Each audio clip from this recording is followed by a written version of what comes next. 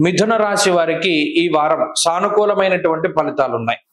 గత వారంతో పోల్చుకుంటే గ్రహస్థితుల్లో పెద్ద మార్పులు లేవు. అంటే గ్రహాల్లో పెద్ద మార్పులు ఏమీ జరగలేదు. అందువల్లనే యోగించేటువంటి గ్రహాలు అట్లాగే యోగిస్తూ ఉన్నాయి. ముఖ్యంగా తృతీయ స్థానమందు ఉండేటువంటి కుజుడే ప్రధానమైన గ్రహం. ఇది గత వారంలోనూ మనం చెప్పుకున్నాం, అంత క్రితం వారంలోనూ చెప్పుకున్నాం, జూన్ నెల 7వ తారీఖు దగ్గర నుండి చెప్పుకుంటున్నాం.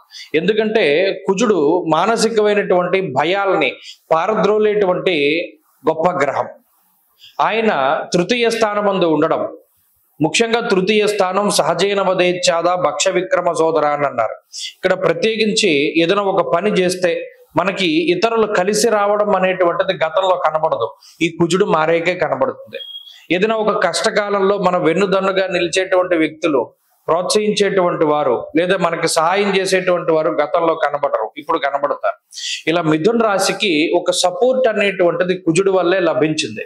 మరి ఇప్పుడున్నటువంటి గ్రహస్థితిలో జన్మ రవి జన్మ గురుని యొక్క దోషాలు, వ్యయస్థాన స్థిత శుక్ర దోషము, అలాగే దశమ కంటక శనేశ్వర దోషం, ఇలా అనేక రకాల దోషాలు ఉన్నాయి.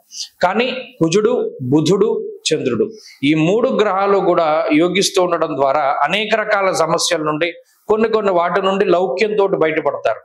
మాట మాట్లాడడం, నేర్పరితనము, అనుభవపూర్వకమైన జ్ఞానం, లేదు పెద్దలు చెప్పినటువంటి విషయాలని చక్కగా గుర్తుపెట్టుకోవడం, ఇటువంటి వాటి ద్వారా వాటి నుండి బయటపడుతూ ఉంటారు.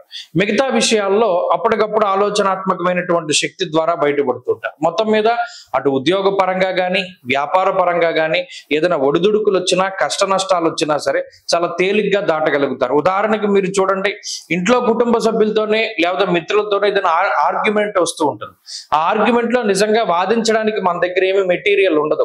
అయినప్పటికీ మధ్యలో ఎవడో ఒకడు మనకి సాయం చేస్తాడు. వాడు మాట్లాడిన మాట ద్వారా మీకు ఏదో గుర్తు రావడమో, గుర్తొచ్చి మీరు చక్కగా పోటీగా మాట్లాడుతూ ఉండడం, ఇత్యాది విషయాలన్నీ కూడా మీరు చూడవచ్చు.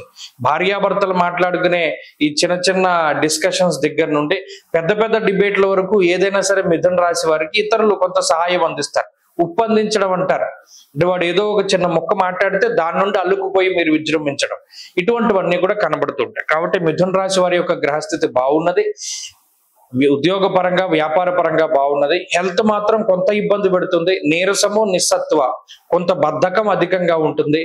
అలాగే ఏదో కొంత నీరసంగా ఉంటుంది. ముఖ్యంగా స్కిన్ ప్రాబ్లమ్స్ కి వాటికి అవకాశం ఉంటుంది. అవి మీరు ప్రతిరోజు చేసేటువంటి సూర్యారాధన ద్వారా వాటన్నిటిని కూడా మీరు తొలగించుకోగలుగుతారు. కాబట్టి ప్రతిరోజు ఆదిత్య హృదయ స్తోత్ర పారాయణ మంచి ఫలితాన్ని ఇస్తుంది.